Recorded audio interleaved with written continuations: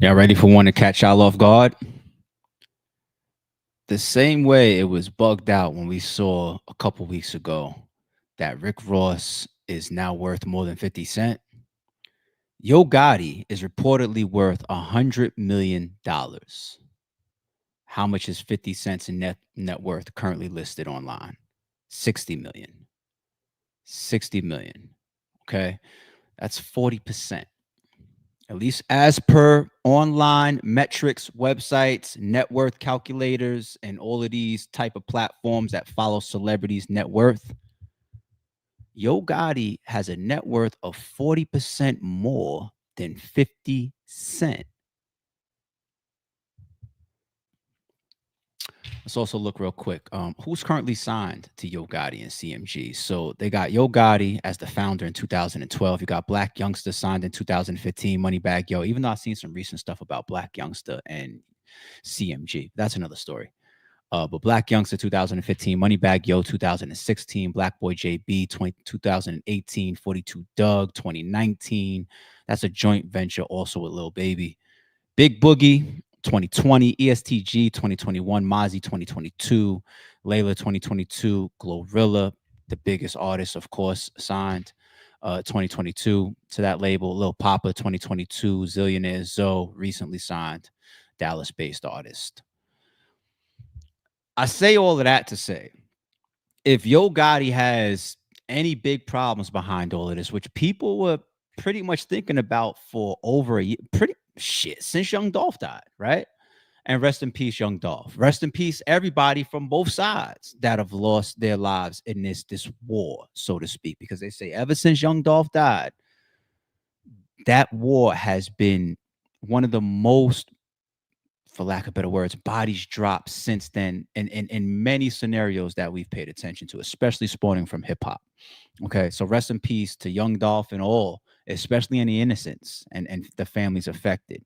But if Yo Gotti, falls into anything significant behind all of this situation, the people that are talking in court, the alleged shooting for hire, the $100,000 that goes up, his brother who is now deceased, but Big Jook, who is being stated from multiple people involved in the trial, alleged people that set it up and shooters, that Big Jook paid the bounty, aka Yo Gotti's brother. Is Yo Gotti next? Same way they asked that question after Dolph died. Same way they asked that question last year. Same way they're asking that question right now again as this trial is going on. Spooky stuff, spooky times. Okay. Good morning, everybody. Yes, we will be starting off with some updates coming out of the Young Dolph shooters trial. After that, we're going to move to some Tory Lanez updates. His lawyer was in court. We'll see how that goes. And then I want to take y'all back to something that came out previously about Tory Lanez. And I want to ask y'all overall, again, where do you stand as it relates to, is it free Tory? Is it he got what he deserved? We're going to go there real quick, okay? What else do we got? What else do we got? You see Jay-Z and Colin Kaepernick in the thumbnail. I want to have I want to talk a little quick briefly about Colin Kaepernick. I got a couple topics with Jay-Z, and some of it is going to be combined into the ESPN and NFL deal. We see reports around the Spike Lee documentary with Colin Kaepernick that it was canceled. We'll mix all of that together with some other little subtopics as well. But those are probably some of the main ones that we're going to touch on this morning. So shout out to the chat, shout out to the members, shout out to all the mods on the way in. I appreciate y'all. Let's get working. Let's kick things off here. All right, we're going to start with the Young Dolph trial, as I mentioned. The man accused of killing Young Dolph said after hearing Yo Gotti's brother had put a 100K hit on any artist from Dolph's label, they didn't know who they were going to catch. It just happened to be Young Dolph. Okay, before I pull up a video news report on that, I do believe this.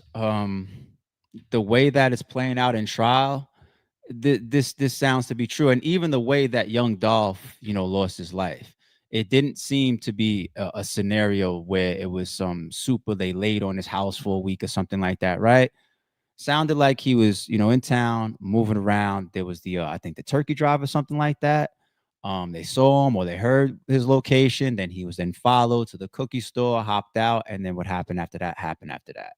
I will also add here, looking at this scenario and some of the things that's being talked about, and the shooters saying things like, "We didn't know who was going to catch. Just happened to be Dolph." Right. So actively hunting, actively looking. If you come across paths with any of them, there's a bounty up. That fatigue car, was it a Lamb? Was it a Lamborghini or whatever it is? But the coloring or the wrapping in these very unique style cars, that scares the shit out of me. Rest in peace, young Dolph. But I could understand having a signature like, hey, in my whole fleet of cars, I got them all wrapped in a fatigue color and design. I think that should be very, very avoidable, especially if you're in the streets, especially if you have adversaries or problems. But how about even if you don't and you just live a regular, quiet, nobody knows who you are type of life? How about just for privacy? You know what I'm saying? Like, I've never been a fan of even distinct license plates. I don't like that. The license plate that spells out a word or something. It's cool when I see it in the street, but for me, I'm cool. I would never do that. I've been like that since I had a license. Like, nah, I'm good. But you take it to a whole nother level, just being in Memphis, which is a place that really, really gives it up. And once again, I could be so loved in my city, on my block, in my neighborhood, in my state, but you will always have. Thank you, my members in the building saying that it was a Corvette. Thank you. You could always have haters, jealousy. Hell, I don't even, if I'm young Dolph, I don't even want groupies or super fans and stands being able to run. I'm just here trying to get something to eat. And because you see the fatigue Corvette parked outside, 50 people ran up. You know what I'm saying? Or they started finding me, looking for me in the mall because the parking lot got the fatigue Corvette. So I think that's something that everybody should pay attention to, man. I heard Little Dirk rap about that before. He was like, they spotted my car, got to get it wrapped again. Change the color of it via wrapping because you start to get identified a little bit too much. Me personally, I haven't driven even with my windows down, and I'm not no big celebrity or nothing like. I'm not no Lil Durk or young, nothing close to that. I'm like a E-lister. Okay, I haven't driven with my windows down in probably shit. When did I sell my 6 Series? Maybe over 10 years. Um, Almost 10 years. I haven't driven with my windows down. Almost 10 years. I just stay behind tinted windows for privacy. If it's too hot, that's what the AC is for. Okay. I'm not a guy where I need to have the breeze flowing through the car with the windows down and all that. When I was younger, I drove around like that a lot, especially with my subwoofers and my radio system. And you want to just blast through the block. Yeah, you wanted to be seen. That it was a young thing for me. But fast forward when I wanted that level of privacy and safety, it's just like, nah, I'm good. I stay right behind the tents. I had a convertible BMW 6 Series. Um, when I sold that, that was the last time I ever drove with my windows down. I was just like, nah, I won't even drive in a convertible anymore. It's just not for me. But anyway, I say all of that to say it is scary that there could be people out there that just is like, yo, whoever you get, and you happen to catch young Dolph because of where he's being promoted to be, because of his celebrity, or possibly because of the color, the paint of his fucking car. Very, very scary stuff. All right, let's move to one of the news reported videos. Let's check this out together. Hold on. So Justin was last year, right? Already convicted with life. If I remember correctly, he stood solid. Like he was like, I ain't saying nothing. No, I ain't taking no deals. I ain't taking no pleas. Nothing. Now you have the second shooter allegedly is in there talking, taking deals, giving up information. You see certain pictures and videos of him where they're not showing his face from the neck down. I believe that's part of his agreement from what we're seeing, right? And he's testifying that Govan was the person that coordinated it. So you have shooter one, shooter two, and then the first layer of coordinator, which is Govan, the bald guy with the tattoo under his eye. And then allegedly Govan got his orders and the hundred grand being put up from Yo Gotti's brother, Big Jook. Allegedly. Briefly, before we get to some of the The lawyers in the court talking their talk. When I see something like that, I get it. There's always going to be defenses for some of the accused where their lawyers is, the opposite, or the state's witness isn't credible. We see they ask all the time, is it true that if you testify on my client today that you're going to escape free? Yeah. Is it true that you don't want to go to jail anymore? They just tried that recently in the queso shooting case, right? With his father. They tried to strip his credibility. Like, you're telling to be set free, but that's the government's clear cut, since we were all born, tactic.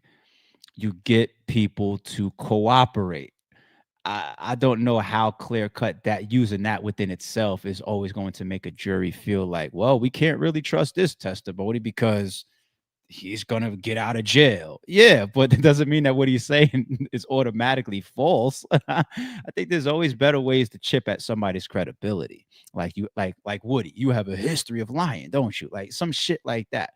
But anyway, isn't it bugged out in a trial like this with testimony like this and multiple people where you're just telling yourself, all right, we're not really here to prove if you killed the man, right? We're here to, it looks like, prove more of the web effect of it. Who else was tied in? Who paid you? Who greenlighted it? Who was really beefing at the top of this food chain? What's some of the bigger motives in this situation? Because the shooters are already here talking about, we didn't know who we was gonna get. All we knew was that 100 grand total was up. It was supposedly gonna get bust down. I get 40, the other shooter get 40, and then the person that proxied it to us, allegedly Donovan, or I'm sorry, Govan, maybe he keeps 10, 20 grand for himself or whatever, right? And Big Jook is the one that puts the 100 grand up, right? We're not at the lower level of these guys talking about, yeah, we was just gonna shoot somebody and try to get paid. All right, cool. Now, who gave you the guns? Who gave you the orders? What's the motive behind it? What's all of this tied to? What's the beef about?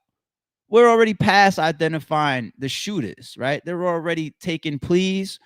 One's already got a life sentence, and this Govan guy is just like, you're already a rap as well.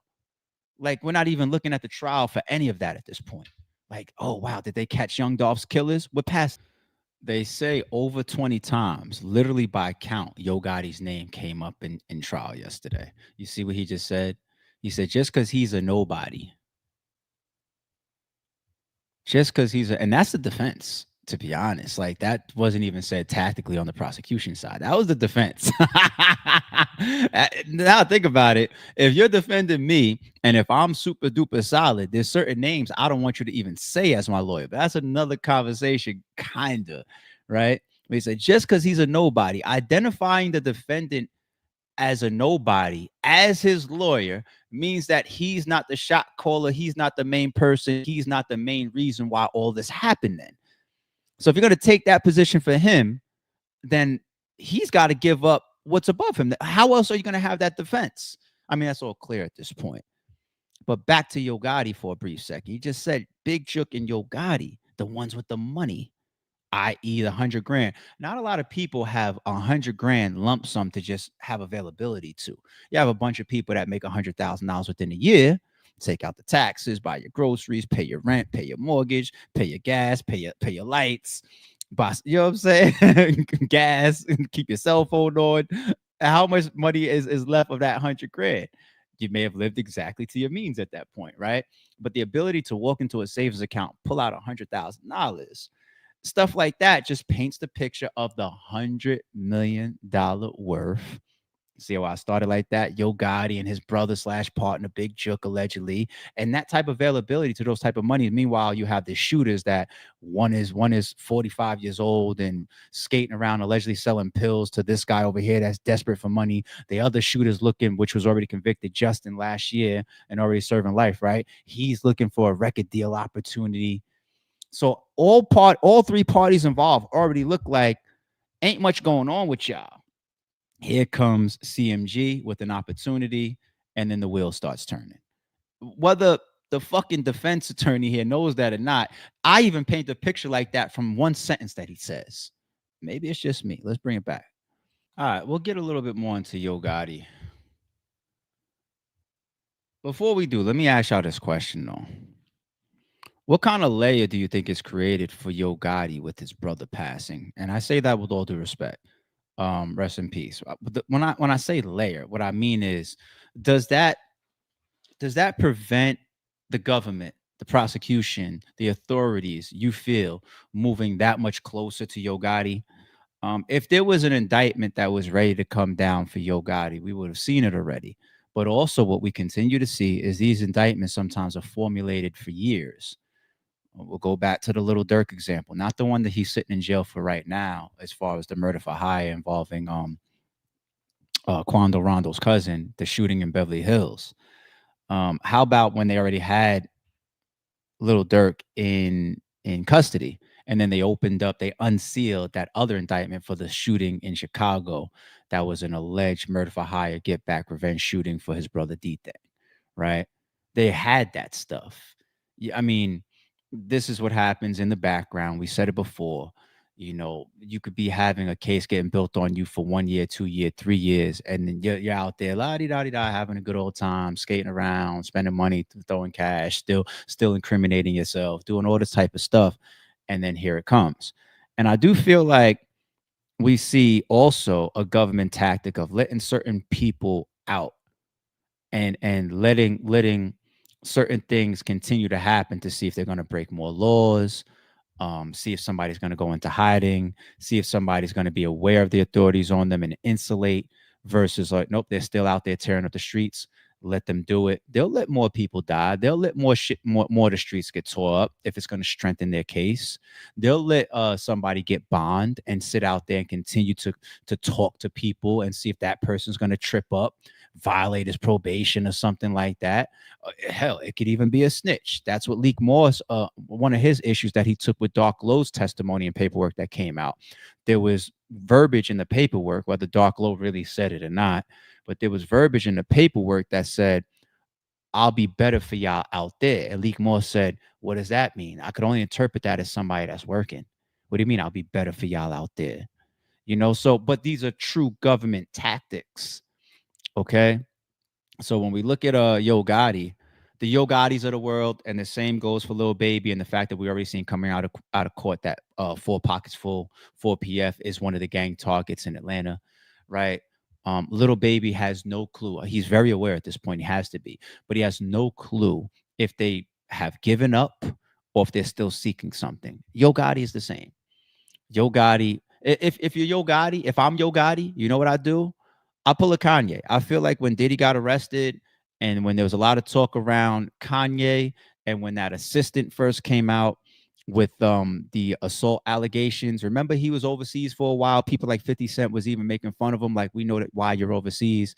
People trying to be in these places where they feel like they won't be extradited. They try to get away from the states, stay away from where they possibly have charges for a little bit, cool things down, watch from a distance. People were accusing Kanye of pulling that, right? If I was Yo Gotti, during this trial and maybe even time after, maybe I would do something like that. You could take the route of being away and watching from a distance and continue to speak to people, keep your ear to the street, see what's going on, see if you can get something that's behind the scenes, get some more and more information. Or you could also look at it like, man, that makes me look guilty. That makes me look bad. They'll use that against me. Or I need to still stay right here and keep earning money, for my life, for my children, for a possible indictment. It is what it is. There is really no escaping it if I'm going to stay in the States. It's going to come regardless. So if they really want me, I'm going to be here when they're ready. It's going to all go down and I'm going to fight it. Right. Like, pick your poison. But back to Yo Gotti, as we mentioned. There's a little documentary. What's this one named? Yo Gotti melts down after Young Dolph's lawyer leaks Big Chook list. Let's pull that one up. And I gotta try to remember to always give a like to the content that we pull up to enforce our points or to take a look at. This is Fame Trap. I'm going to shoot him a like. I like to practice what I preach. Same way y'all should be liking this podcast right now, this stream right now. But I like to practice what I preach. I want to try to always remember to do that. So shout out to this channel. Yo Gotti might be walking on thin ice right now. Word is the feds are quietly gearing up to drop a bombshell indictment on him over Young Dolph's homicide. The biggest hint, it's coming straight out the courtroom, where Hernandez Govan's trial is about to turn Memphis upside down. People are whispering that Govan may have already flipped, possibly pointing the finger at Yo Gotti and his brother Big Jook, who in a wild twist ended up dead not long after those whispers started flying. Now here's the question. Was Big Jook staying quiet to protect Gotti? Think about it. Gotti had everything lined up perfectly. His dream girl Angela Simmons by his side, CMG winning big, his artist dominating the charts. Why would he risk throwing it all away over an old street beef? If anything, it sounds like he had every reason to tie up any loose ends. And now are we gonna have that conversation? If we will, I can't give it more than 60 seconds. You got it all. You got Angela Simmons, you got CMG, you got people like Glorilla signed to you. Like, why would you risk it and throw it all away? Like, really? We see it a billion fucking times. Why is Little Dirk taking that flight to California allegedly? You know what I'm saying? Why is Kick Vaughn running up on Quando Rondo in the parking lot allegedly? Well, where else could I go? Why is Jay-Z allegedly stabbed on Rivera? Okay, who else? I want to use bigger names. I want to use some big examples. What's something that like Drake did or Kendrick did or Eminem? Why is Eminem getting into shit? Why is people getting stabbed at award shows? Like, why is allegedly Dr. Dre putting his hands on women or allegedly? You know what I'm saying? Like the list goes on. You got heat in the moment. You got clout. You got one thing that we my bad if maybe we will spend more than 60 seconds. One thing that is very, very apparent to me is people, and I'm experienced in it, right? Let me slow down. People can dominate or to be number one, be in the lead or have a firm grip of whatever market, whatever position, whatever spots on the charts. Competition breeds challenges. Challenges disrupt the plan. Any disruptions to the plan can create tension. Tension creates disagreements, problems, beef, and it's a snowball. Okay. But just in that lane of competition, if there's one rapper in the world, if there's 5 rappers in the world, if there's 10 rappers in the world, how about 100? If you have 100 rappers in the world, yet they are able to create a music industry that generates the type of money that exists today, which is impossible, right? It's just hypothetical. Nobody dies because you got all these billions of dollars available. Shit, UMG is already worth like what 50 billion on his own. You got all these billions of dollars available, and there's only 100 rappers. Nobody's fighting over the same plates. You know, nobody's competing for the fans' attention at the level where they could feel affected. The music industry, or actors in Hollywood, or sports. The players compete with each other for starting positions and starting jobs. Battle rap leagues or battle rappers themselves, bloggers, they compete. They got their blog awards. It's in every industry. Okay. CMG and Yo Gotti, we pull up. Yeah, he's worth $100 million, and you got Angela Simmons next to you, and all of that looks great from our seat. Okay. But in those seats, you realize, like, okay, there's also I know I'm changing the times. I'm going back to my era, but there's also Rockefeller. There's also a Rough Riders. There's also a No Limit. These other markets, when they drop albums, if their albums happen to drop on the same day, if their artists happen to have a smash hit, it detracts from me. Okay. That's how it goes. So no matter how much money or how strong or how much you think that CMG or Yo Gotti got it made, right? We hear that as some of the story about Young Dolph and Yo Gotti not being on the same page from rip. Just music industry and will you sign to me or are the plans the same? And it's like, no. So if you're not on my team, and they don't have to be starting from real beef or starting from a real problem, but you not being on my team yet being a presence within the same space that I'm in, it automatically makes us a form of rivals. Now, some of these rivals come together and say, yo, let's do a feature together. Let's collaborate. Let's do a co-album. Let's do a co-event. Some of these rivals come together. We would love to get a whole Nas and Jay-Z album, right? Or a Pac and Big album. We'd fucking love it. But that's the minority. That's the lesser, right? So let's never be naive and look at people and say, damn, you got it made. You got the women, the cars, the houses, the success, the company. That doesn't even have to maintain if your competitors are going to push you out of business. I just saw yesterday, I was scrolling my Instagram, BMW is launching their version of a G-Class Mercedes. Did anybody see that yet? It looks exactly like the box G-Class. Mercedes probably wants them to die behind that. They probably want death to them. Whoever engineered that, created that, I want you dead. I want that car, that truck never coming out, because everybody loves a new thing. Certain people might flock to it, which may automatically detract from people that like the style of box-shaped SUVs. So even if 1,000 of my G classes don't get sold next year, simply because a thousand people want to try out the new BMW that looks the same, that's 1,000 times whatever I spend on the G class or whatever money out of my pocket. That's how it goes. So even non-beef level yet competition will spawn the beef. It's shitty, but you want to be in any market, it happens. It's shitty. Now, all eyes are on Govan's trial, which has been delayed more times than an unfinished mixtape. It's finally locked in for August 18th, 2025, just days away.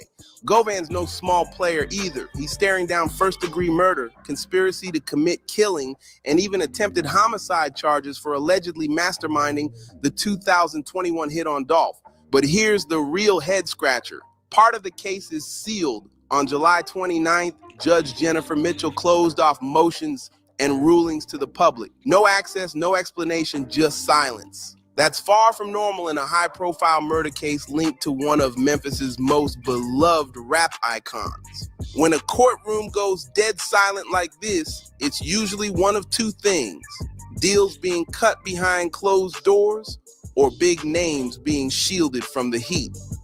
But here's what's really making the streets buzz. Hernandez Govan is out on bond, strolling around like nothing happened, chilling on a $90,000 bond, even after violating it. We're talking about the man accused of masterminding a major murder plot, and yet out of all the co-defendants, he's the only one granted bond and even got it reinstated after breaking the rules. Meanwhile, dudes like Justin Johnson and Cornelius Smith are still rotting in cells, fighting just to get basic legal scraps.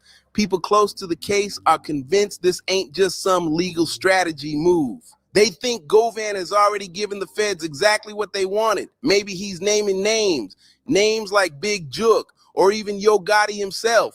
Look at the timing. Sealed court documents, Govan's bond magically back in place, and a trial about to kick off with the key player walking free. That's not coincidence. That's strategy. This trial could blow the Young Dolph case wide open again, and if Yo Gotti's name slips out in that courtroom, it could mark the most shocking fall in Memphis rap history. And here's where things start locking in on Gotti. Prosecutors have flat out claimed Big Jook put up a $100,000 bounty to make Dolph vanish. According to court files and street whispers, Govan was the middleman, connecting the shooters to the cash and the target. In short, Govan was playing chess while Big Jook moved the pieces. And CMG might have been the whole board. But when the hit went down in 2021 and the two alleged triggermen pulled up, they were supposedly expecting that full $100,000 and only walked away with around $800 to $1,500 each. Money. Yeah, I think we heard that in Justin's trial. All right. In closing, let me leave it alone until the next round of trial big updates come out. This is why you see in the title, on the thumbnail, is Yo Gotti next? his name to come up 20 plus times already in trial. I don't know, man. And if Big Jook, if there's only evidence that Big Jook is the one allegedly that had that meeting at the crib and then was the distributor of the 100 grand or put up the 100 grand towards Donovan. And then Donovan said, "What you need? All right, cool, bet. Let me go find someone. I know this Pillhead and I know there's another guy over here. Let me go talk to them. Matter of fact, this guy over here, Justin, he wants a record deal. The Pillhead, he's willing to do anything. He ain't got no bread like that. I'll grab the shooters, right? The layers in between. Okay, cool. If that's the only evidence that you have, to the letter of the law side, it's like it stops there. And rest in peace, Big Jook is not even there anymore. Like he passed away. So if there's nothing past that, all the government really has is these testimonies, or can people place Yo Gotti in it? Can people implicate Yo Gotti? And then you still got a fight of just their word versus, hardcore evidence. I think the government would want to have towards a Yo Gotti. For me to pull up this morning, Yo Gotti currently has a net worth more than 50 Cent. If I can pull that up, and if we now know that, the government knows that as well, they equate that to power. That means you're not playing with the little fish. All right. If you think that ARP is caught up in a shooting, they would just come get me right now and then let me sit there while they piece the rest of the shit together, right? Because I'm small fish, right? Like whatever. Let them sit there, maybe while we're piecing the rest of the fucking case together. Maybe you never know, something else comes our way. Maybe he'll snitch. Maybe somebody snitch on him. Whatever. We'll figure it out. The Yo Gottis of the world, they respect his position. They respect the power. They respect his ability to go grab a dream team of lawyers. They respect the people around him that'll support him. They respect the media frenzy that will create. They respect the blowback that they can get by losing, prosecuting a case like that, i.e., look at the fallout and some of the people that were even fired after the YSL trial. The moment that fucking Young Thug, got the deal that he got after Brian Steele and all those people put on a masterclass, you got people from the prosecution and the state side from Fulton County that weren't they fired and lost their jobs and shit. No, you respect it. This is a guy that's worth $100 million. Nobody in this court makes that money. All right. That comes with power. If it takes us a year to get this information and this evidence, that's what we're going to do before we go fuck with him, right?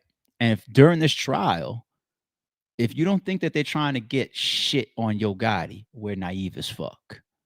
We'd be being naive. But will they get it, or is it even available?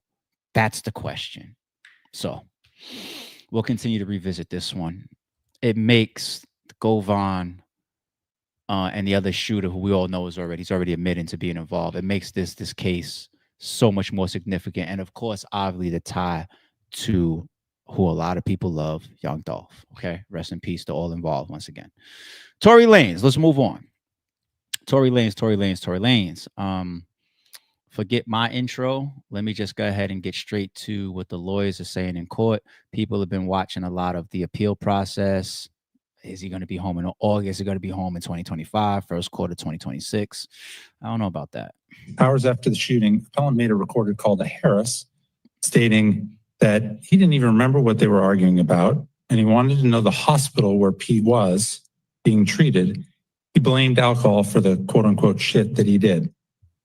Now, the second one was later that day, appellant sent a text to Pete, to the victim, and that text was preserved. In it, appellant said he would probably never talk to him again, that he was sorry, and he blamed again the alcohol for the quote-unquote shit that never should have happened. And then the third and final is the verified Instagram post that I'll also get to. Now, appellant's assertion is that he really wasn't accepting blame for having shot Pete, but for causing a rift in the relationship between Pete and Harris. And that's just nonsensical. First of all, Harris told the appellant she was at the hospital waiting for Pete.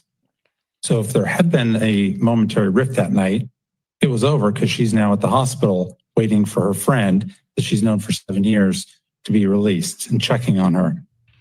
Second, appellant didn't apologize to Harris but yet he anticipated that Pete would never talk to him again. He was clearly accepting responsibility for something very big, something that applied to Pete, but not to Harris. And as appellant said, he couldn't remember what they'd argued about. He wasn't accepting blame for anything he said. Finally, appellant said that he expected to receive backlash once word got out.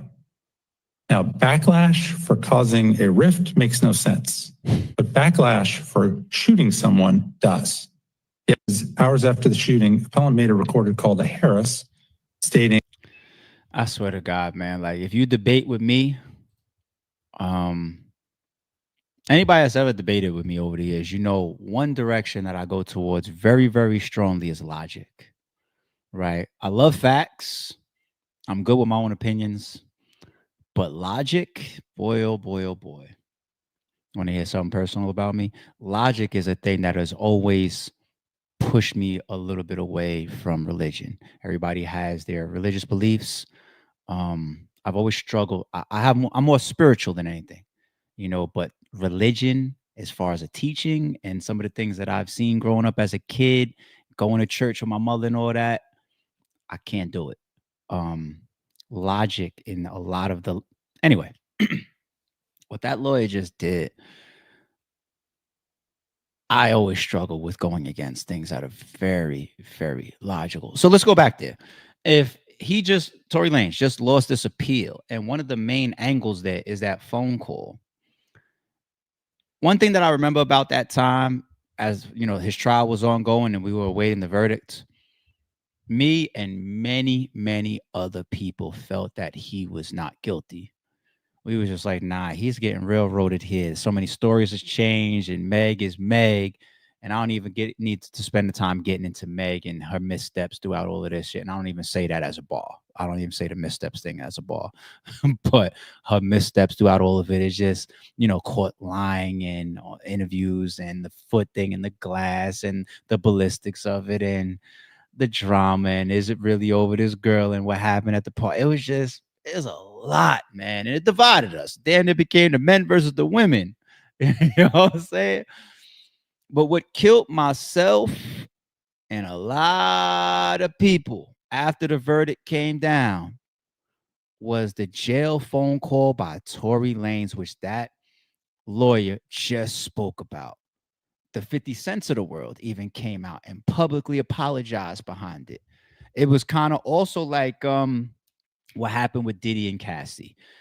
Slim Thug got caught the same way, right?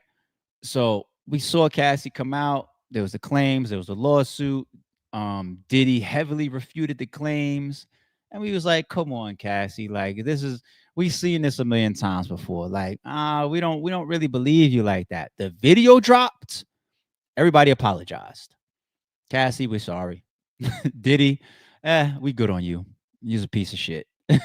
Right? That's how it went. And to me, that's what happened to me and many, many other people. And if I gotta remind y'all what that was like, hell, let's bring it up. Let's play it. And then I'm gonna come to the chat and we're gonna play guilty, not guilty trial for the first time in a long time. All right, for the first time in a couple weeks, we're gonna do it. Let's play the jail call. This is a free call from Tory.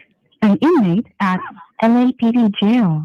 This call is subject to recording and monitoring. Press 1 to accept the call. To deny this call, thank you for using Telmate. Hello. Hey. Y'all got out safe and everything. Huh? Y'all got out and everything. Y'all good? Niggas still in the hospital. I'm outside the hospital. What hospital y'all at? About what? You said what? You're listening to Street I TV. said Megan's in the hospital still. I'm outside the hospital waiting. What hospital are you at? I don't know. Let me see. Cedar, something like that. Cedar. Yo, bro. Sure. I know she probably never ever gonna talk to me ever again, but bruh, I just want you to know, bruh. Like, I was just so fucking drunk, nigga. I didn't even know it. Logically, she's at the hospital, right? So you're there to support Meg. I know if I shoot somebody, I'm not going to the hospital with them unless it was an accident, right? But Tory Lanez is on the call saying, I know she's never going to speak to me again, but, and then he's going into liquor under the influence. What the fuck was going on, bro? That ass. I didn't even know what the fuck was going on, bro. Like, that ass, nigga. I'd never do some shit like that, bro. Just that, nigga, I was so fucking drunk, nigga. I just didn't even understand what the fuck was going on, bro. Like, so whatever, Yeah. bro. But, you know, regardless, that's not gonna make anything right. And that's not gonna make my actions right, bro. But I'm just deeply sorry, bro. I never even moved like that, bro. Like, I'm just sorry, but if Shorty shot was the one that shot Meg, I wouldn't be talking about my actions. I just, this whole conversation would have been different. I'd be like, yo, I don't know. We was drunk. I didn't want you to do that, but I don't know when I passed it or when you grabbed it. But yeah, that these words are aligning with him not doing it. It's just crazy. never moved like that at all, bro. Like, for real, dog. I know. There's a lot that happens, but A whole lot, bro. Like, a whole lot, bro. I feel crazy, bro. But, in this day, like, what happened already, bro. I can't take it back, bro. I'm just telling y'all, I'm sorry, bro. Like, you're listening to Street TV. I think it was just too drunk, bro. You know what I'm saying? Yeah. When I got to the house, Shorty, like, all top niggas, they gave me like 5 shots, like off the door, like, you feel me? So I was out of there, like, wasn't even there with niggas, like, you feel me? We was taking shots past that time. I wasn't even there with niggas, like, bro. I don't even remember what we was even arguing about, bro. Like, you feel me? Like, Yeah, no, I didn't even, I was already fucked up by the time you got there, so I don't know how much. it's like, you know, but tell me what hospital she's in. You're listening to Street TV. I just told you, Cedar Medical. Alright, you ain't got Colin's number, right? You ain't got my security number. Quan, I do have his number. Can you call this nigga Colin and tell this nigga, bro, you get a chance, bro, just figure out what you gotta do to bail me out this shit. Okay. Thank you, bro. I appreciate it. I'm sorry again, bro. Like, I think honestly, I think we're gonna try to, because obviously, like, the longer you're in there, the more hot it's gonna get, because you know it's already on, like, there's no names released yet, but the report is already out, you know. But like, so out is what? What you mean out? it's on some app. You know, Megan's team is on top of this. So, Yeah, but like, niggas don't. There's no way that Megan's on like the thing. What'd you say? There's no way that Megan's like on the You're thing. listening to Street TV. No. So far, none of that is there. But I mean, Yeah, I don't think it's gonna be one of those. If anything, the only nigga that's gonna get this backlash is me. It's not gonna be her. Yeah. But I'll let you know. Alright, it is what it is. Regardless if I get out of here today or not, bro, I just want to let y'all know, bro. I'm sorry, bro. Like, I never did that shit if I wasn't that drunk, bro. Like, you feel me? Yeah. You have 1 minute remaining for this call. Get out of here, you guys. You're listening to Street TV. I can't hear you. Yeah, Whether I get out of here today or not, I just want you and or y'all to know I would have never did that shit if I wasn't that drunk. Just imagine like you know, I always like to use the kids and the parents in the chat. Just imagine this is your daughter, right? And your daughter is saying this happened, and her boyfriend is saying something else, and then you hear a jail call from your daughter's boyfriend saying that, even that last line. As a mother or father of Meg Thee Stallion, right? Like, you would be like, hello, jury, what are we still arguing about?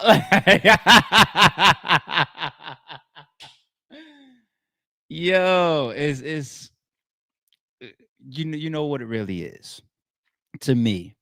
Because of the way the trial went and because the way Meg handled things and her flip flop and just her sometimes as a personality, she's unliked by a lot of people. I'm not really a fan of Meg. I don't really like her too much. You know what I'm saying? As a person or a personality, I should say. I don't have no Kanye level towards her or nothing like that, but I'm not really too much of a fan of her. And that's off music. I'm just not a fan of her. All right, Clay. I don't know what the fuck you're doing. Because Clay just seems like this classy, clean, wholesome guy. They don't they just seem like night and fucking day. Like anyway.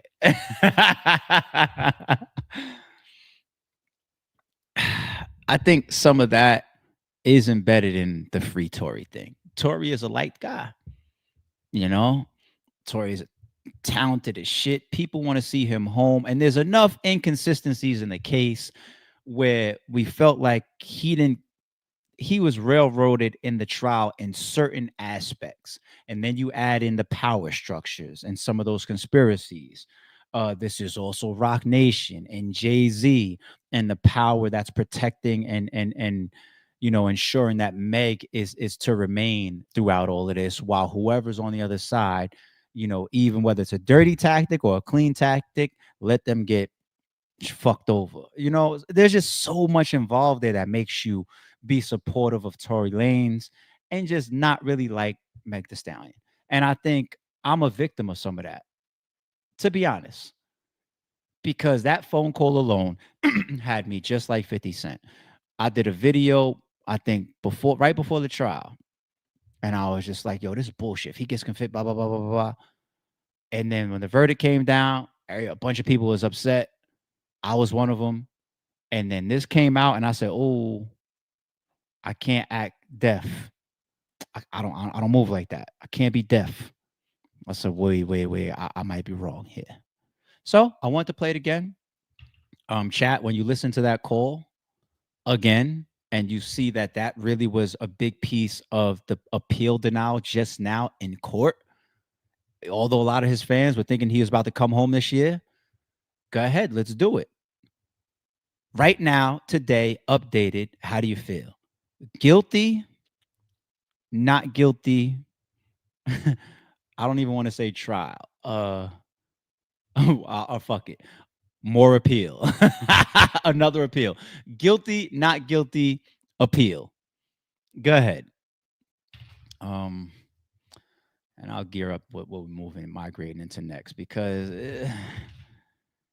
all right, so we got our member Eli says not guilty. All right. I see y'all catching up with the delay from going across the internet lines right now. I got y'all. Our member Between Rounds TV says guilty. Amina from the chat says guilty. Jeezy from the chat says appeal. SMM Music says not guilty. Our member Way Too Wavy says not guilty.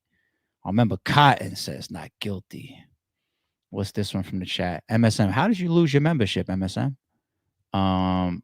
Not guilty. Trial based on the Kamala Harris angle with Meg. It don't smell right. It never did smell right, and that's why a lot of people feel that way. I saw you're guilty. Sean says not guilty. Keep Tory. You tried it, as in keep him there. Is that what you mean? Bruce Jones, our member, says not guilty. What's the deal? TV says shaking my head. Guilty.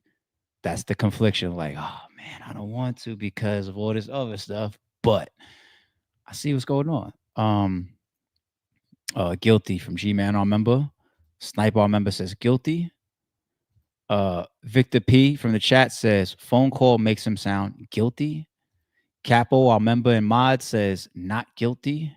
Now, Capo follows a lot of legal stuff and trial-based stuff or whatever. We might have to build a little bit more on that, Capo, because I know you would have a whole separate insight as to why you're going in that route, which is totally fine. J. Dell says not guilty. Treyway says split on this one.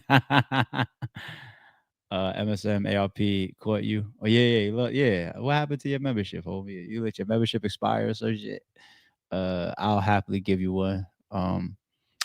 Capo says, get him up. Mojo says, man, free Tory. Old boy says appeal.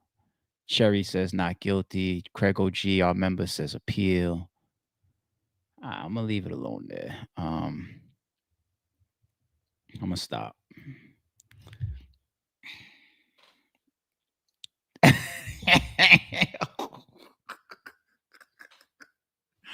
All right. All right. I told you I was going. I told you I was going to do that. I don't know if y'all knew I was going to do that after playing the audio, but I got to blindside y'all a little bit here and there, right? Let's move on. ESPN and the NFL. Let's move on. This is tying in some of the Colin Kaepernick and the Jay-Z stuff as we move into those topics, folks.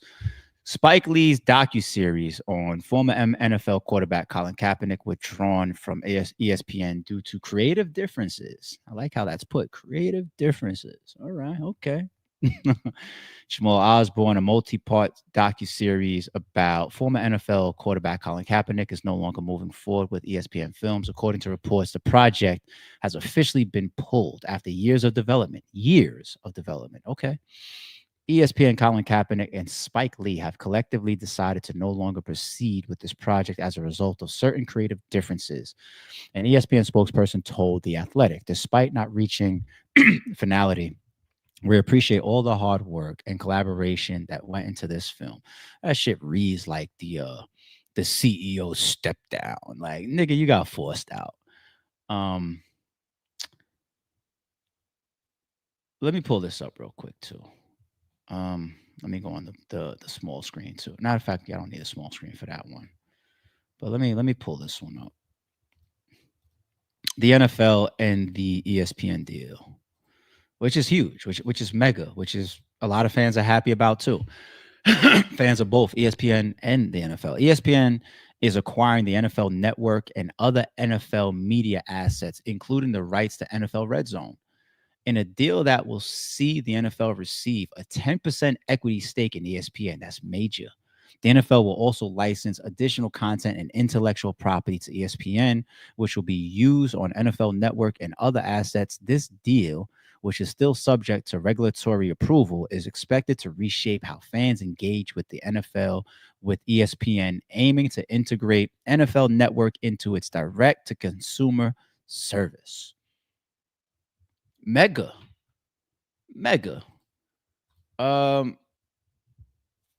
To me, it starts to create the conflict of interest. I don't think that this is conspiracy theory level. I think it's a little bit of a more logical, very, very high possibility level. The whole history involving the NFL and Colin Kaepernick, which also directly or indirectly creates a huge conversation, ongoing conversation about race in America, Black culture in America, Black rights and Black injustices in America. Meanwhile, some of your favorite iconic NFL sports players are what? Black African Americans, right? So you collab now. You have this deal with ESPN. If that ain't a conflict of interest to now have a Colin Kaepernick directed by Spike Lee, because you know the angles that Spike Lee comes from, right? He's protective of Black culture. I mean, come on. This is the man that made Do the Right Thing, right? Look how that movie ended. This is what we entrust Spike Lee to go in that angle for Black injustices, and to pair with Colin Kaepernick. So this is a Colin Kaepernick sided documentary. And now you have this NFL deal with ESPN, and ESPN ironically now has to back off, or they have creative differences for releasing this docuseries. That's not a reach. That's just a pure conflict of interest. That's common sense. That's not a conspiracy theory. How could that docuseries bode well for the NFL? Wait, let me ask y'all something. The NFL can't do without a Colin Kaepernick backed docuseries created with Spike Lee coming out. Oh, wait, they want that to come out? They want the world to have a moment and stop because it's on ESPN, which means that's a huge fan base for the sports world. They want people to possibly look at that docuseries and then feel away towards the NFL about black possible injustices, or how Colin Kaepernick was railroaded, or how he really possibly was just targeted for taking that fucking knee in a place where, in a country where, don't get me started. The NFL wants that? No. Hey, ESPN. I know we've always had our network together, our alliance together. We make billions of dollars because we coexist in this field, right? But now that, by black and white definition, contractual, we have 10% exchanges and network. Wait a minute, hold on. That don't help us. You about to go rile all these black folks up. Creative differences. Okay. And this is where people would then start to say, we want Jay-Z to step in. Right or wrong, right? If you get the wrong person in your fan eyes to perform at the Super Bowl halftime show, we're going to turn to Jay-Z, right? That's how it's going to. Jay-Z's always going to get a lot of credit for some of the moves of bringing hip hop into the Super Bowl, being that black representation, that hip hop representation, that black culture representation. But if anything is counter our culture, or doesn't coincide, or if he's vetoed, or if there's multiple people making these decisions above Jay-Z or in collaboration with him, we're still going to point the finger at Jay-Z. He's our face within the NFL. That's how it goes. Sometimes he could deserve the fingers pointed at him. Sometimes he may not deserve the finger that's pointed at him. But we're always going to look in his direction. Right? No Lil Wayne, Jay-Z. Go ask Nicki Minaj. But this one right here, Jay-Z, how do you feel? Now, the Colin Kaepernick and NFL relationship alongside Jay-Z has come up publicly already. So let's bring up Exhibit 1. Let's take a look at some of these type of shorts that have already been created and made their way to the internet when this was a hotter topic. I'm just bringing it back up now that they got this deal and this docuseries is canceled for creative differences. Rapper, mogul, and billionaire Jay-Z is known for receiving much criticism regarding his money-making decisions. His Roc Nation partnership with the NFL to handle the Super Bowl halftime performances is an example. The deal was struck in the midst of the Colin Kaepernick taking a knee controversy. At that time, it seemed like Jay-Z was siding with Kaepernick's protest. Colin Kaepernick, would you have said, do it, don't do it? What would you have counseled the brother? Oh, 100% do it. Then boom, he signed the deal with the NFL on behalf of Roc Nation to handle the Super Bowl halftime show performances. The deal at the time was reported as a 5-year deal for $25 million. In support of his new venture with the NFL, Jay-Z went as far as saying, I think we've moved past kneeling. Did you kneel what you stand? What? Did you kneel what you stand? Okay, I think we've past kneeling. Rapper, mogul, and billionaire Jay-Z is. So that depiction of Jay-Z first saying, "Of course I would kneel," and then when he gets asked that again in that press conference, "Would you kneel?" Or he said, "I think we're past kneeling," and it looked like his face stuttered on it, right? Like, right now. Let me say this real quick on the big screen. If you follow the stream, if you follow me, you know Jay's my GOAT. But y'all also know my personality. If Jay needs to get attacked, he's going to get his ass. Pause for y'all. He's going to get attacked heavily on this platform. He's going to get attacked. I don't give a fuck. I don't know Jay.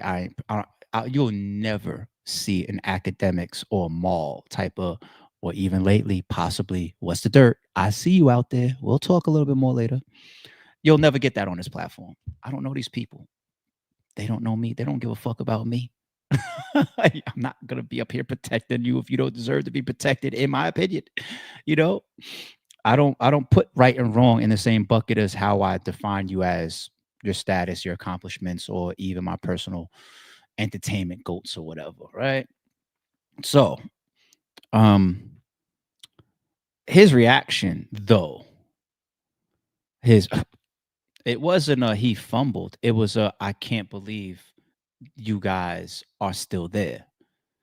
Jay's a very, very smart man, and that's what happens on the internet a lot.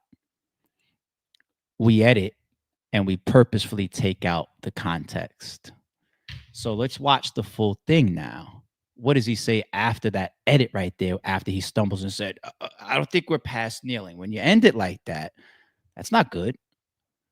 I want to see the full answer that he gives.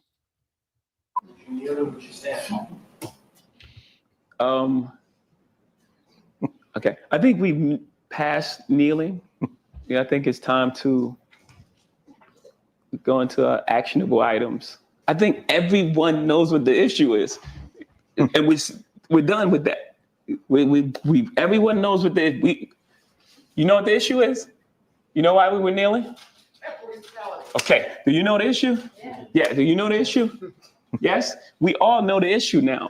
Okay. Next, where we moving on next? And I'm not, again, so to be clear for the room, I'm not minimizing that part of it because that has to happen. That's a necessary part of the process. But now we all know what's going on. What are we going to do? How are we going to stop? Because the kneeling was not about a job. It was about injustice. Let me bring attention to injustice. Everyone's saying, how are you going forward? And Cap doesn't have a job. This wasn't about him having a job. I'm glad he holds me down. Jay, I'm glad you empower me so that you don't got me up here looking crazy. I appreciate you, Jay. I appreciate you. Same concept and philosophy of Rakim walked so Jay-Z and Nas could run. Jay-Z and Nas ran so Rihanna and Kendrick and Drake could fly. Like that type shit. We knew what the issue was, and he goes around the room and he proves it. Do you know the issue? Do you know the issue? Did we understand and stop and create this moment of seeing why Kaepernick along with other players were kneeling? Did we understand why? Did it create the focus? Okay, now it's time for the action item. Corporate America, a lot of us right now are heading to our jobs, leaving our jobs, whatever the case may be. You have the meeting to discuss the issue at hand, and you leave the meeting hopefully with action items. You don't leave the meeting in the same position when the meeting started. You discuss it, you have the action items, and then you go out into the field and now you put that to work. Okay? Dare I say, even if I look at like battle rap, right? League owners, battle rappers, bloggers, we complain about the same shit for years. It's such a frivolous and small-scaled industry. Unfortunately, the industry that I love and I played a heavy, heavy part in. We never leave with action items in battle rap, ever. Ghostwriters shouldn't do this, but you'll be on the next card, right? We just seen it. It doesn't matter. I booked this person, he doesn't promote. He's going to be booked again. Next card. Doesn't matter. This person always chokes. Can't really rely on. Still on the next card. Doesn't matter. It's not even a mistake. It's once again the definition of insanity. Same outcome, same expectation. We could try to convince the fans that something is different. And dare I say, battle rap being as minute as or small as it can be at times, God forbid taking that knee was something that we would just repeat again 10 years later. Say, oh, we'll just keep doing the same thing. Who cares? With no action items. I love Jay's response right there. What's the action items now? Okay. So if I want to now go towards the Spike Lee documentary, right? You know what that documentary would do? It would summarize, rehash, tear off the Band-Aid. Band-Aid. I'm saying Band-Aid for a reason. Tear off the Band-Aid. And it would make us rethink again what we were already thinking at that time. I don't think that that's why the docuseries was canceled. I already told you why I think it was canceled. But that's not the action item, though. Right? The action item is really Colin Kaepernick getting a job and proving that he can do those things, being put back into the league. All those coaches and owners that, stepped away from him and sides. What do you have, like a tryout with the Raiders? You know what I'm saying? They were all just playing the game. Was Colin Kaepernick worthy of a job, whether he was going to be a starter or not, back into the NFL? Absolutely. But there could be repercussions. Everybody's playing it within the same matrix and the same game. Nobody wants to disrupt the flow, disrupt the wave. The NFL, obviously, once again, is not for that docuseries. They're not for what Colin Kaepernick is doing at the time and how disruptive it's being to the fan base. And then here comes an owner, right, who still has NFL layer governance over you despite your ownership. Go ask dude that was it Jerry Jones, whatever, that lost his fucking team and voted out after all that racist audio came out, right? So there's still governance over you and other owners that can vote against you in certain aspects, even if you own a majority of the fucking team. I don't mean you could walk freely and do whatever the fuck you want. So they had to play the game. Or they didn't have to, but they did. They played the game. Colin, you got a good arm still. I like your last workout screening that everybody saw, and that tryout looked good, and you're still better than the quarterback I got, But me bringing you in here, some of my peers in the NFL, I don't want to ruffle any feathers. It's the same thing that the documentary would do. It would ruffle feathers. So dare I say, as much as I want that docuseries to still come out, go ahead and tear the fucking Band-Aid off. The Band-Aid is never the thing, which is a piece of it, how we got cut in the first place. The Band-Aid is there because you're not healed yet, i.e., what's the next action item? I'm not trying to get political or over cultural on y'all this morning, but stop me if I'm missing something. The docuseries could still be important, though. Spike Lee and Colin Kaepernick. Hopefully, y'all take it to a different platform. ESPN was possibly the biggest place for it to be, being that it's sports related. But hopefully, y'all could at least bring it somewhere else. Bring it to Netflix. Hopefully, Netflix will pick it up. If you guys have been working on it for years, you guys got a lot of content, a lot of development around it. Maybe Netflix. I don't want to see the Colin Kaepernick, Spike Lee shit end up on Tubi, but it deserves the eyes, probably. We'll see. All right. Staying with Jay-Z. I said, I saw this. Might as well add this on right after. So we keep him right here. I told you, man, I don't protect this guy, but I will stay logical. What do we got here? Jay-Z has $2.5 billion and wouldn't give his cousin $4,800. That's equivalent to making $50,000 and not giving away a dime. You agree with that, people?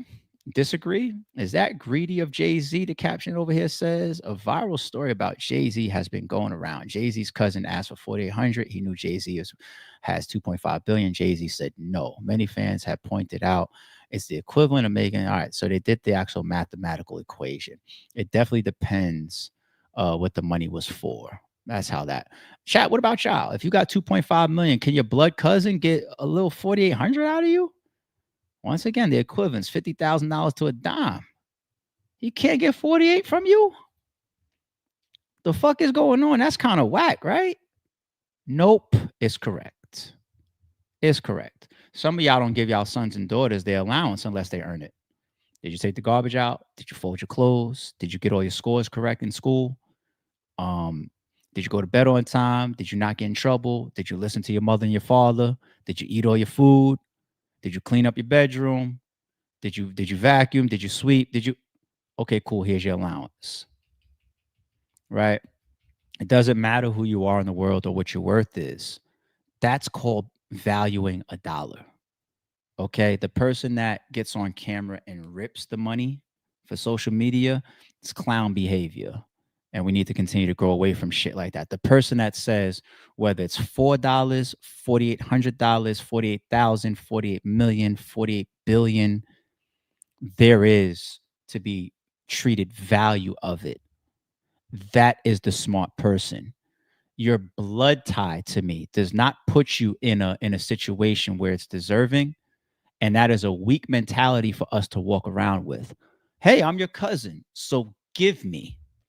No, you're my cousin, so you have access to me. And you want to know what happens with these people that have money? That actually creates rifts and problems. And the internet being so fucking simplistic so naive, so ignorant towards how the world really works. All we look at is the amount. Nobody cares about the reasons why. They just go to the amount. Look, the captions going around just say 2.5 billion. He only wanted 48.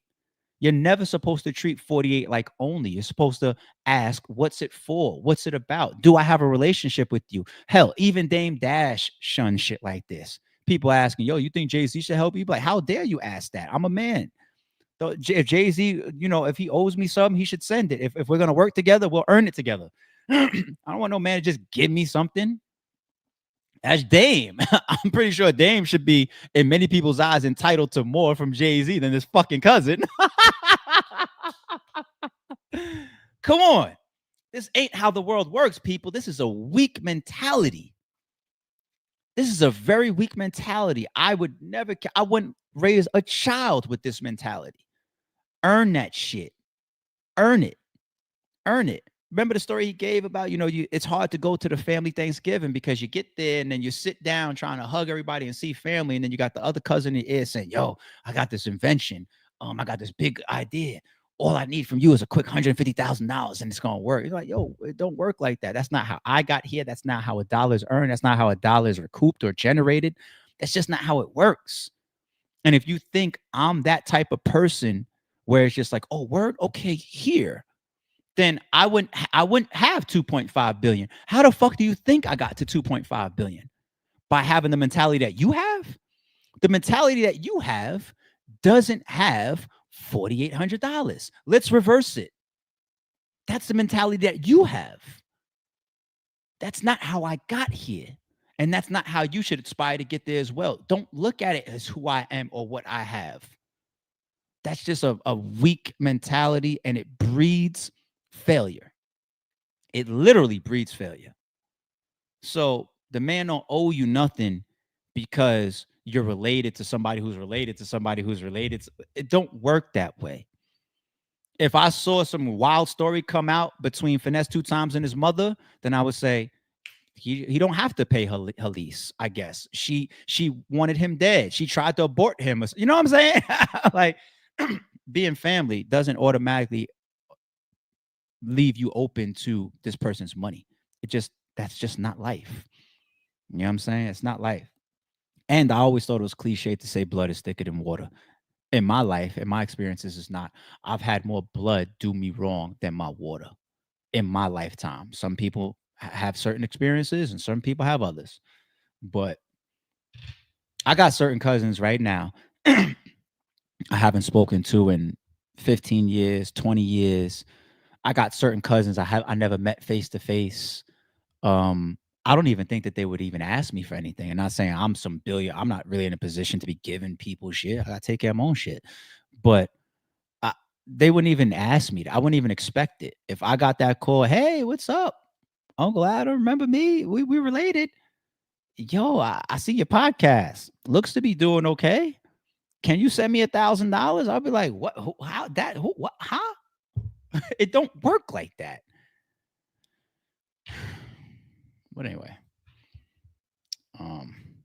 good conversation and builds when this fucking shit happens. Somebody fan ARP, he's on fire. My bad. Thank you. I'll calm it down, but I appreciate it. Am I nailing some of these points today or no? All right.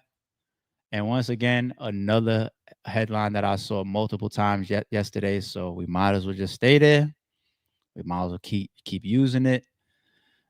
Jay-Z currently working on music. I think I saw this on was it Hip Hop Day? I saw this on another big platform as well. I say dope. I need that, man. I saw a post from RJ Payne. He's in the studio. But if Jay-Z's working on new music, I said it before, I'll say it again. Jay-Z tends to use his albums to address long-running discussions. You just don't get him to do an interview about Dame Dash or about selecting Kendrick over Lil Wayne or about the Kendrick and Drake beef or him trying to open up a casino in Midtown Manhattan and some of the pitfalls or whatever. Or how about the accusations from the Diddy trial? You just don't get that type of stuff from him, but he gets on that album and he starts addressing the rumors of him being a Freemason and shit, or he gets on songs and does that. Like, that's just how he does it. And for that alone, I'm interested. Like, let me hear the way you're going to address some of this shit or talk about some of this shit. You know, he's not going to put out an album without some type of metaphor, verse, bar, or full song addressing things like the Diddy accusations. Like, you know that. And then of course it's Jay. So just off rip, I need that. I'm a music guy, man. I don't know about y'all. All right. Good stream today. The Young Dolph stuff, the Yo Gotti stuff. Yeah. And then of course, some of this other topics that we covered. I think we opened up some cans of worms. The Tory Lanez one, it was cool to see how split y'all were. Guilty, not guilty. Hey man, that phone call is that phone call, B. If y'all heard me on that shit, what would you say? I don't know. But all right, happy Tuesday, people. Everybody enjoy y'all day. Everybody, stay on the grind. Health is wealth. Stay safe as possible. And I'll catch y'all 6 a.m. in the morning. We'll be back. Don't confuse silence with work ethic. I'm a boss making decisions, my first fetish. The verse cherished is perfect, that's a reverse blemish. I dropped it, connected the block, learn Tetris. This is the Sorry True Podcast. Welcome to the house of. And shout out to the members.